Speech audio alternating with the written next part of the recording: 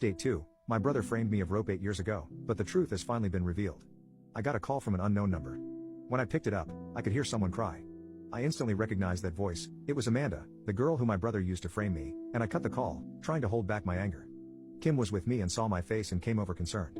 I was trying to hold back my mix of tears and anger and told her who it was. When the call came in again, this time Kim picked up the phone and put it on speaker. There was a guy on the other side and he explained that he was Amanda's fiancé and she wanted to come clean over what she said back then. She got on the phone and kept apologizing over and over again and kept crying continuously. Kim did most of the talking as I became a sobbing mess, not sure what I wanted to do. So Kim said that they will call back. She immediately called Derek over, who listened to everything patiently as Kim explained what had happened. He gave me a hug and advised that we should set up a meeting at a lawyer's place with her confession so that it could help out in case of any future possible issues. I called up my lawyer and explained everything to him. He said he'll set up a meeting in his office and gave me a time and date. I called Amanda and told her that she needs to come over to my lawyer's office and we'll discuss it there. 3 days later we met up at his office. Amanda looked half dead, with her expressions. Her fiancé was the only person who was with her. My lawyer set up the meeting with a camera to record the entire meeting. I asked him to mediate and I asked Kim to come with me. We sat across the room and she started to explain in detail what had happened back then. A lot of things were said and discussed, but here's the crux of it. She and my brother were dating back in 2015, but no one knew. He was the person behind the entire rope plan. She went along because she really loved him and would do anything for him.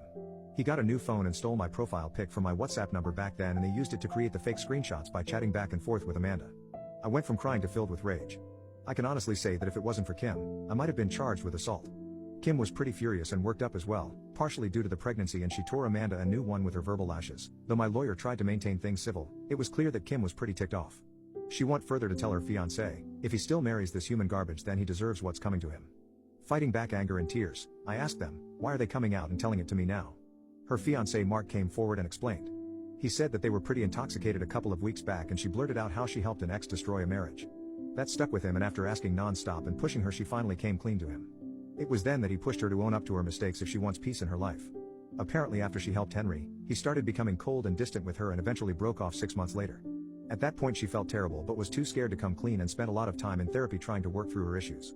After everything was laid out on the table, my lawyer stepped in and said, let's take a 30-minute break and meet back again.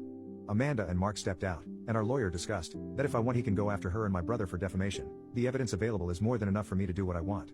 I was feeling a lot of rage, but I decided I didn't want this to spoil the wedding, and whatever I wanted to do would have to wait till after everything was done. I told Amanda that I will be in contact with her, but for now I don't want her telling anyone else. I didn't want any drama from my ex-family to impact my wedding. After that meeting Kim hugged me and told me that she was right in trusting her guts and now she feels like a weight had lifted off her shoulders. I shared her sentiment. We had a small wedding with both James and Derek being the best man and a 3-week-long honeymoon covering Europe. It was an amazing time for both of us. Thankfully I was able to work through what I had heard, and Derek too suggested that I should put this on the back of my mind. It didn't spoil the honeymoon too much, though the nightmares were coming in more frequently than before during that time, and Kim was always there to support me.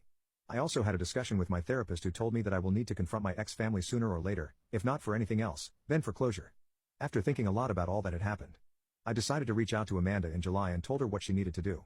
I told her that I will be taking legal action based on her statement, but if she wants to not be screwed financially she needs to follow what I told her next. She needed to talk to Jenny alone and explain to her everything she told us back in the lawyer's office. She was crying while listening to me and told me that Mark left her. I told her that I wish I could feel sorry for her but I don't, then stated that karma hits everyone hard. It hits her and now it's coming from my brother.